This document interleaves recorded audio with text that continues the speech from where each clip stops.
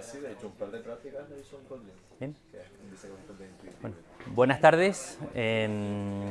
Bueno, quiero agradecer al equipo de GDG por la organización de todo el evento, en concreto a Iván Santos, que nos ha tenido comunicados todo el tiempo, y a las chicas de Ada Love Dev, que están, sí, de su truco, que la verdad es que están haciendo una labor maravillosa y bueno, tengo compañeras que van a ir a la presentación del día 28, así que pues, salga todo muy bien. Yo soy Daniel Martín, bueno, sobre mí. Soy informático del Cabildo de Tenerife, llevo trabajando en esto de la informática profesional desde, bueno, hace mucho tiempo, aunque imagino que como todos, desde que era chiquitito estoy con los ordenadores, así que bueno, más o menos estamos en la misma línea y en concreto programando en Go desde 2016, que bueno, es una fecha que no parece mucho, pero Go es un lenguaje relativamente nuevo, no tiene muchos años de vida, unos 10 más o menos, y la verdad es que aunque ya estaba pendiente de cómo iba ese lenguaje, porque siempre lo que hace Google, pues uno está atento a lo que puede salir, pero en los primeros años pues dejas que se cocine un poquito antes de empezar a prestar atención. Y ya en 2016 fue cuando empezamos a poner un poco más de atención a cómo iba el lenguaje, que ya se está empezando a utilizar en producción ya con seriedad y fue cuando nos empezó a interesar. Entre otras cosas también fui el implantador de Kubernetes, que es un orquestador de contenedores en el Cabildo, también en 2016, un poquito después de empezar con lo de Go. Y ahora mismo estoy modernizando la plataforma o el sistema de integración continua del CICD, que casualmente también es un programa en Go que está ejecutando en Kubernetes, así que vamos, todo queda en la casa. Y soy corresponsable de la plataforma de administración electrónica del Cabildo, así que si alguien ha tenido que lidiar con el Cabildo en algún momento, pues el 80% del software que no van a ver porque es el backend de la administración electrónica, pues seguramente yo seré el responsable de hace un par de años para acá. Y ya les digo que más o menos la mayoría está escrito en Go también. Esta es mi dirección de correo por si alguien necesita, la dirección de correo pues, para todas las cosas profesionales, pero la personal es la misma, con otros dominios, el de Google Mail, Gmail, o de ProtonMail cifrado también. Y bueno, no soy un usuario de Twitter que utiliza mucho las redes sociales como para publicar cosas, pero también el nick es el mismo, @dmelambea, y me pueden encontrar ahí, ¿de acuerdo? Y bueno, he venido aquí a hablar de Go y lo primero que deberíamos ver es qué pinta tiene un programa de Go, que es algo así.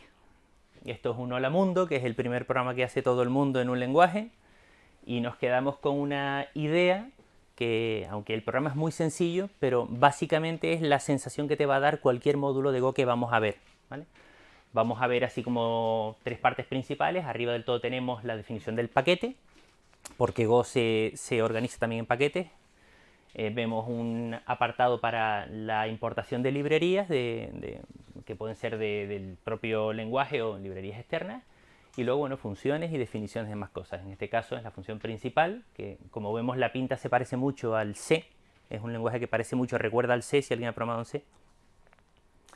Lo que pasa es que es una versión moderna de C, en donde la memoria es gestionada, tiene cositas que parecen Java, porque ya en cuanto pedimos memoria al sistema, pues no tienes que estar pendiente de dónde está, ni si la tienes que liberar, ni si el puntero lo tienes que hacer un dispose o marcar el heap, esas cosas no hay que hacerlas. Sin embargo, no deja de tener esa sensación de C, esa sensación de que estamos tocando la máquina, de que estamos programando a bajo nivel, ¿de acuerdo?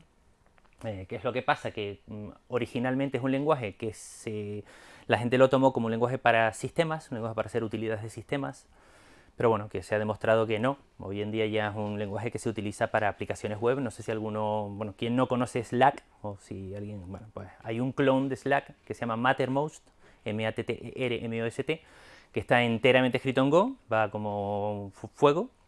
Se puede descargar libremente porque es software open source y también hay una versión de pago para, bueno, tiene otras características y tal.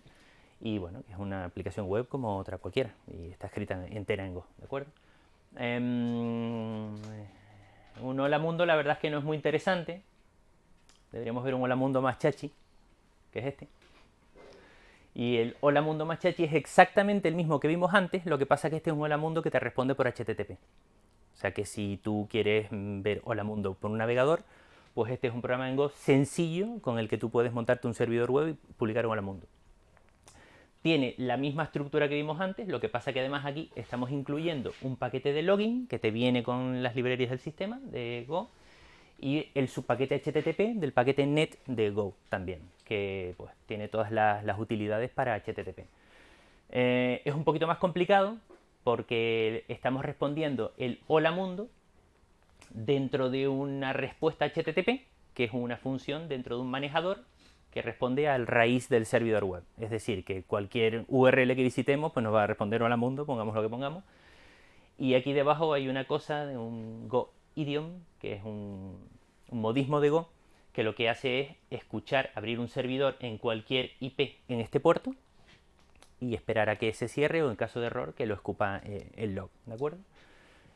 Todo esto son librerías estándar de Go. O sea, aquí no hay ningún framework, aquí no hay absolutamente ninguna librería de terceros y de hecho hay muchísima gente profesional, gente que ha estado programando en Go desde incluso la prehistoria de Go, que aconsejan que se utilice la librería estándar de Go en la mayor parte hasta que ya no puedas evitarlo y utilices algún framework especial, porque lo que hace es normalizar que el código de Go sea siempre legible y mantenible, que es una de las características principales de Go, ¿vale? Aquí vemos chirimbolos raros, que son exactamente lo que parecen. He quitado las partes de las definiciones porque una vez que ya estás programando ya más o menos hay cosas que tu ojo no las ve, porque el paquete ya sabes cuál es, los imports dan igual.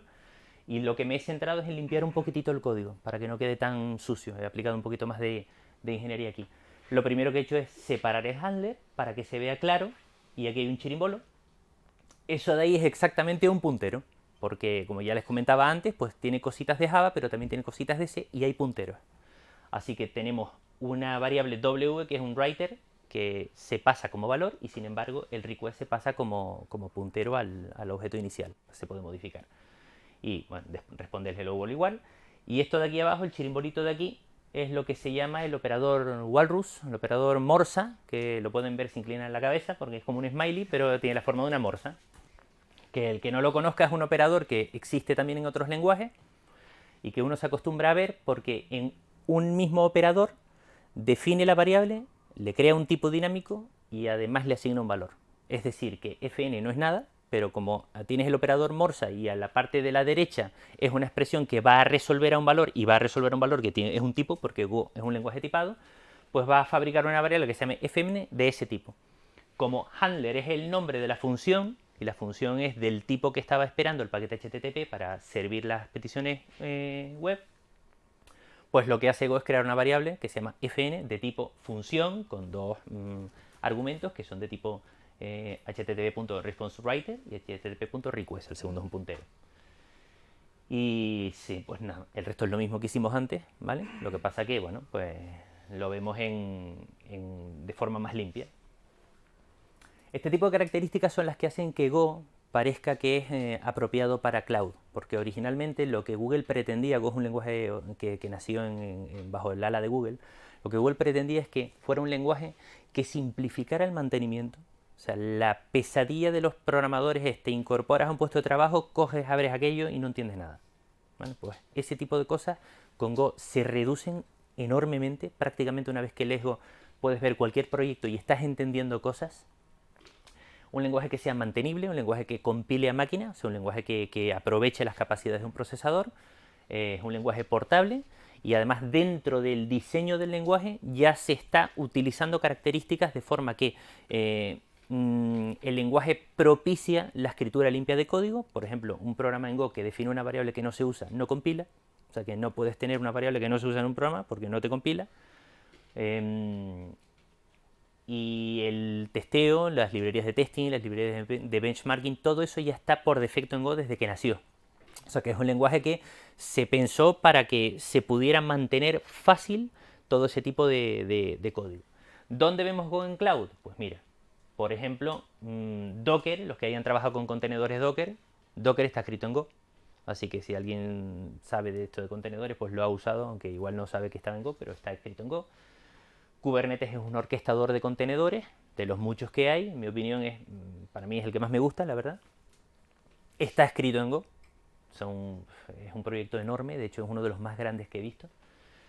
Istio es un software para la gestión de microservicios, un service mesh, que también está escrito en Go y además tiene muchísimo movimiento porque es más o menos reciente. Estamos pendientes de implantarlo en el Cabildo hace no mucho tiempo, pero bueno, todavía estaba en fase alfa y no lo hemos implantado, pero ahí está. Y Prometheus es un software para la gestión de la monitorización y las alertas, que también está escrito en Go. Pues todo eso es software de cloud. O sea, todo ese tipo de aplicaciones son aplicaciones que ustedes se van a encontrar en la infraestructura de cloud, ¿de acuerdo? Y las principales características, o algunas, no todas las principales del lenguaje, desde mi punto de vista, pues por ejemplo sirve para un prototipado rápido de APIs web, pero que es que resulta que se van a quedar en producción, porque el código que yo les escribí con el Hola Mundo es código que ustedes se pueden encontrar en programas que están por ahí en producción. O sea, las librerías nativas de Go ya es código de producción. Así que tú quieres hacer un momentito rápido un servidor web, escribes 4 líneas y mira, que resulta que eso ya es código de producción. Es sencillo de leer y por lo tanto es sencillo de mantener. Go tiene, como les decía antes, las características, entre otras, es que se pudiera leer con facilidad. Un programa de Go tiene una sintaxis clara, minimalista. La comunidad es especialmente insistente en que no se agreguen características que puedan ser duplicadas o que no estén ya implementadas de otra manera, ¿vale? Por ejemplo, el caso de las excepciones. Go no tiene excepciones. A alguien que venga de Java le va a doler. Yo vengo de Java desde el 97, así que me dolió. Yo pasé por todas las fases, la de sorpresa, la de negación, la del mosqueo que te cagas con el lenguaje y después al final ves las cosas y dices, oye, pues es otro paradigma y la verdad es que es muy útil. La concurrencia no es un add-on, no es un plugin, no es un parche en el lenguaje. O sea, hay lenguajes que la concurrencia pues vino después. Se fabricaron librerías para la concurrencia porque no es nativa en el lenguaje. Se hacen cambalaches como por ejemplo tienes que implementar o heredar de tal clase para que sea concurrente, si no, no. En Go no es así. En Go tú pones la palabra Go y ya esto es concurrente. O sea que en nuestro servidor tú pones Go y el espacio de la función y eso lanza en otro hilo de ejecución. Los hilos no son hilos pesados del sistema operativo, es una concurrencia colaborativa, de forma que son hilos más ágiles de crear. O sea, un programa puede tener perfectamente 5.000 o 10.000 rutinas concurrentes y no pesan, porque son cosas muy ligeras. Así que para ese tipo de aplicaciones pues son bastante prácticas. Las interfaces están al revés. Las interfaces están al revés. Los que han programado programación orientada a objetos estarán acostumbrados a ver un código fuente en el que provee de la librería fabrica una interfaz con un montón de métodos, hace una clase o las implementa y después utiliza las interfaces y cuando uno va a utilizar esas librerías lo que tiene que hacer es mirar la documentación, ver la interfaz que está utilizando y empieza a implementarla o utilizarla. En Go no es así. O sea, tú haces una librería y devuelves objetos normales. No tienes que liarte la cabeza en pensar cómo va el público a utilizar tu librería. Tú solamente creas la librería.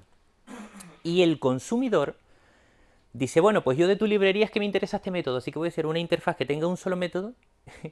Y como resulta que en Go las interfaces se implementan, o sea, si un objeto tiene un método, ya implementa la interfaz. Es una implementación, por así decirlo, implícita, no tienes que explicarla tú en el código fuente. Como el objeto que está en la librería, que la hizo un tío hace no se sabe dónde y cuándo, ya tiene ese método, pues es compatible con tu interfaz y funciona.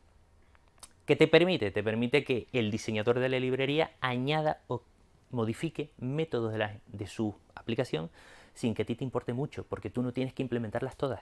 O sea, tú solo estás buscando esa y como la cumple. O sea, es un concepto un poco raro, pero bueno, es una característica que se van a encontrar. Si alguno programa en Go se va a encontrar con que eso le va a llamar la atención. Es casi OOP, es casi programación orientada a objetos. O sea, es un lenguaje que favorece la composición de estructuras, pero no la herencia. Tú puedes heredar hasta determinado punto, pero no es OOP como se entendería en el mundo Java, no es OOP como se entendería en el mundo de lo que nos han enseñado de Delphi, Pascal, ese tipo de OOP no es. Y otra de las características es que genera un binario con todo. O sea, cuando tú compilas un programa en Go, el binario que tú dices, oye, es que un Hola Mundo es un mega, sí, pero es que en ese mega está todo. Tú no necesitas absolutamente nada. Tú, si fabricas un contenedor, ¿alguien no ha trabajado con Docker? Todo el mundo trabaja con Docker. Bueno, pues si alguno habrá hecho un contenedor que haga from scratch, un contenedor que no herede de ningún otro contenedor, ese contenedor no tiene nada. Entonces, si tú creas un contenedor from scratch y subes el binario que acabas de compilar, eso ejecuta. O sea, no necesitas librerías de ningún tipo. Lo he puesto entre comillas porque si utilizas concurrencia y según en el sistema operativo en el que hayas creado la concurrencia, es posible que enlace con alguna librería del sistema operativo. Pero bueno, LDD la puedes ver, la puedes copiar, el contenedor se te queda en nada. La verdad es que es bastante.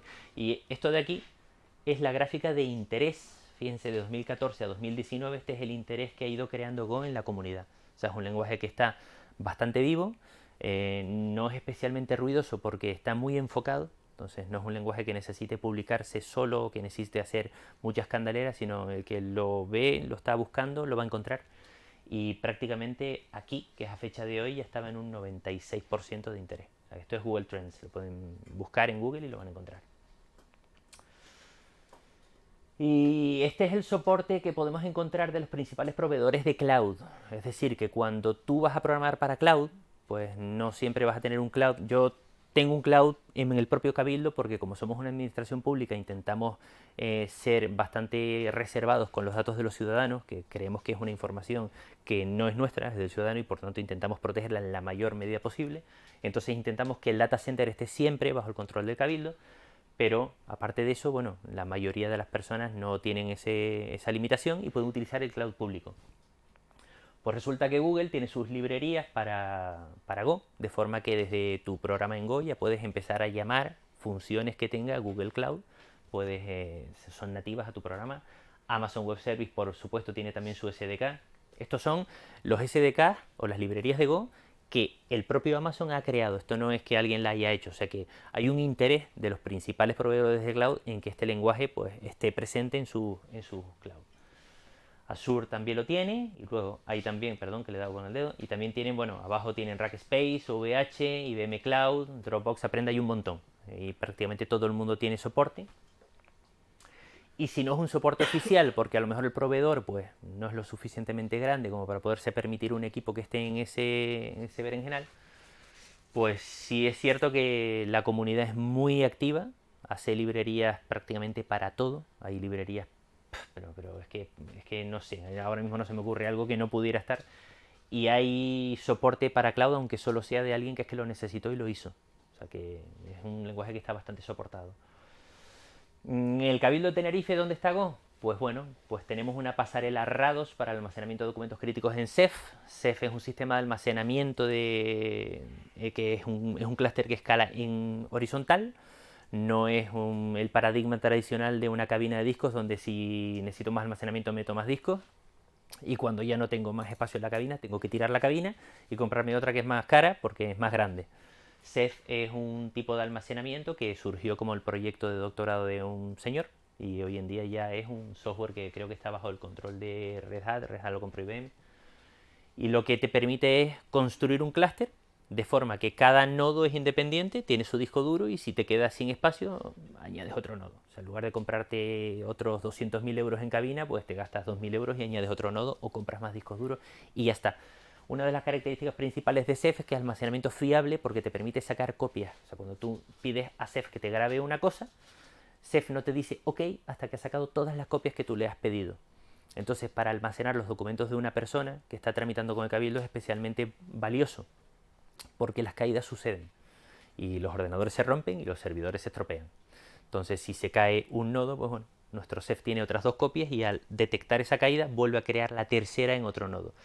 Y la única forma de simplificar hablar RADOS, que es el lenguaje con el que se habla con este tipo de almacenamiento, es pues que las aplicaciones no requieran tener que trabajar con la librería de bajo nivel de Ceph. Pues entonces se ha creado un pequeño microservicio que compila con la librería nativa de C de RADOS y exporta una API REST sencilla, de forma que tú a través de llamadas REST puedes decirle, oye, guárdame esto y te devuelve un identificador o dame esto y te devuelve el binario. Es totalmente stateless, así que hay varias instancias ejecutando en nuestro clúster, así que bueno, por lo general tiene una disponibilidad altísima, porque con 4 instancias pues ya me dirás. Tenemos una verificación de firmas electrónicas, que lo comento porque la verificación de firmas electrónicas en la sede es una cosa curiosa. Cuando alguien tenga que presentar algo en la sede electrónica, verán que la sede lo primero que te da es las gracias por la presentación y luego te muestra un botoncito que se queda con el iconito dando vueltas como diciendo, oye, estoy verificando. ¿Qué significa eso? Pues que la sede electrónica del Cabildo no es sincrónica, no es una sede que si o está todo bien o fallo. Es una sede que tú le has dicho que presente, pues vale, va a enviar un mensaje a una cola de Kafka y tú ya has presentado, o sea, lo tengo pendiente, pero puede ser que el servicio de firma electrónica esté caído. Puede ser que el servicio de registro del Estado esté caído. Hay un montón de servicios que no dependen del Cabildo que la mayoría de las veces pues, pueden dar problemas. Entonces, ¿qué es lo que hace la verificación? Pues bueno, tú has presentado algo en el Cabildo, pero no sé si eres tú. Tengo que verificar que la firma es la tuya. Y si está caído, no te voy a decir que no has presentado. Imagínate una beca. Es el último día, has conseguido los papeles, presentas la beca y, no te verifico la firma. No, presentas la beca. Y se te está acabando el tiempo. Para que eso no pase, pues este servicio lo que hace es está escuchando la cola de Kafka, esperando mensajes de solicitud de verificación de firma. Y en cuanto un mensaje de esos llega, mira a ver si lo puede verificar. Si el sistema está caído, pues se queda con el ticket en la mano. Lo intenta dentro de un ratito. Si el software cayera al levantar otra instancia, pues volvería a coger exactamente el mismo ticket porque no le ha hecho un ACK y volvería a intentar la verificación. En cuanto la firma se verificara, seguiría para adelante y ya está. Prácticamente es inmediato, o sea, el botón cambia en cuestión de medio segundo, un segundo. Pero bueno, está ahí porque si hay fallos, pues está funcionando de esa manera. La integración con proveedores de pasarela de pago presencial y online. Cuando vayan a Mercadona, fíjense los datáfonos que pone Ingénico arriba. Eso es uno de los proveedores que tiene el Cabildo para el pago presencial. Pues el software que habla con esos datáfonos de Cabildo lo he hecho yo, está escrito en Go, porque el Cabildo no tiene la típica casuística que tiene pues una tienda. En la tienda tú tienes un ordenador y un datáfono. Y el ordenador le manda órdenes al datáfono y el datáfono sabe que el ordenador está aquí al lado, pero en el Cabildo no es así. Los funcionarios utilizan una página web para hacer el registro de lo que ustedes vayan a llevar y esa página web está en un servidor, en un data center, seguramente estará en el Dalix en Granadilla, ellos se conectan por fibra óptica y aquello es una página web. Entonces, claro, la página web recibe una orden de cobro y ¿qué datáfono es? Pues tengo que hablar con un datáfono, pero los datáfonos no están esperando a que el ordenador le haya dado la orden. Esa comunicación no hay. Entonces hay una pieza intermedia que se ha creado para tal fin, que está escrita en Go y que habla ese lenguaje para que se pueda cobrar. Y el online es pues las típicas pasarelas tipo PayPal, pues tenemos también algo parecido. Eso está escrito en Go también. Tenemos una aplicación que genera PDF, o sea que vamos, que librerías hay para todos los gustos. Y envío de avisos de disponibilidad también es una aplicación que te puede avisar cuando ya tienes cosas listas por correo electrónico. Todo esto son pequeños microservicios, aplicaciones chiquititas que están escritas en Go. Estoy hablando de contenedores de a lo mejor 8 megas, 12 megas. Un contenedor típico pues puede tener 100 megas, 200 megas, 1 giga, o sea, los hay de todos los colores. Pero estos son chiquititos y la firma en RAM son 8 megas de RAM. O sea, en un nodo que tenga 8 gigas de RAM te puedes permitir varios miles de estos contenedores porque son realmente pequeños, son realmente rápidos. Y también tenemos un bot de Telegram, Eliezer. Estará por ahí. Ahí. Tenemos un bot de Telegram que además coincidiendo con el compañero, efectivamente es muy sencillo de programar y es muy práctico y nos avisa de cada vez que hay una caída en el data center o alguna aplicación está funcionando mal o no llega al móvil. Es bastante práctico. Y bueno, estas son las contribuciones que ha tenido el Cabildo al mundo Go, porque en algunos casos hemos visto que las cosas no funcionaban, en algunos casos a nuestro gusto, porque teníamos otra casuística, y en otros casos porque creemos que podíamos ayudar. Y bueno, estos son un par de ejemplos de pull requests que se le ha hecho desde Cabildo a librerías de Go. Esta, por ejemplo, está de aquí. Es una librería que genera código fuente en Go para mensajes Abro, que son los mensajes que se utilizan para la comunicación en Kafka, se utiliza mucho. Y bueno, eso lo que hacía era añadir soporte para estructuras con nombre que tradicionalmente no habían estado soportadas, todo el mundo la pedía y cuando fuimos a programar y aquello no funcionaba dijimos ¿cómo va a ser esto? Y nos lo bajamos y bueno, es un ejemplo de lo que le decía, de que desarrollar en Go es sencillo porque tú coges un programa que es un generador de código y lo primero que te vas a encontrar es un compilador. Y eso lo tienes que entender. Que no es que sea malo, pero lo tienes que entender y tienes que terminar tu trabajo y bueno, pues leer Go es sencillo. O sea que es fácil encontrar esto y es fácil hacer un cambio. Lo de abajo es un plugin para integración continua en Kubernetes, que me he copiado el mismo URL por error, pero el título me está chivando que no era eso. Y en realidad es un plugin de drone. Drone es un software para integración continua y lo que te permite la integración continua es que cuando tienes más de un desarrollador que están haciendo commits a un mismo repositorio, pues la integración continua saca por cada commit que se hace el código fuente, lo compila y bueno, le pasa una serie de análisis, de testeo de calidad, informes de todo tipo, pasa las pruebas. Bueno, pues en este caso nuestro plugin además llega al despliegue continuo porque aunque te genere estos informes, si toda la compilación tiene éxito, se va a preproducción o a producción y lo despliega. O sea que el desarrollador dice esto es código para producción, hace un commit y eso va a producción directamente al Cabildo sin intervención humana, hay un montón de pruebas y tal. Y luego hay otras aportaciones menores, pendientes. Por ejemplo, una de las aportaciones más difíciles de hacer fue a Kubernetes, que como les dije es un proyecto muy grande, muy complicado. Y básicamente el plugin que era capaz en Kubernetes de montar unidades en Ceph tenía que ser informado de cuál era tu clúster Ceph, cuáles son las IPs y todo ese tipo de cosas. Y a nosotros nos parecía que si tú puedes tener más de un clúster Ceph, como es en el caso del Cabildo, igual no es práctico que un objeto que estás probando en preproducción vaya a pasar a producción y tengas que cambiarle la configuración, porque entonces igual no es el mismo objeto, si tienes que cambiar muchas cosas. Entonces la idea era que la configuración fuera más o menos similar y que al cambiar de entorno sea el entorno el que es distinto. Entonces nuestra impresión es que Kubernetes podía hacerlo mejor a la hora de localizar nodos de Ceph y en lugar de utilizar pues, una IP fija, que es la que se le configura, podía hacer una petición DNS al SRV para obtener los nodos que son los responsables de tal o cual servicio. Es un cambio más o menos grande porque tenía un cambio de API, pero vamos, que lo que les decía que Go es mantenible, pues es que es verdad, que es más o menos fácil de desarrollar este tipo de cosas. Y no sé qué más les puedo contar, así que les voy a dar las gracias una vez más. Les recuerdo mi correo. Este es el grupo de Telegram de Go en Canarias, por si alguno se quiere dar de alta, es libre. Y nada, gracias por todo.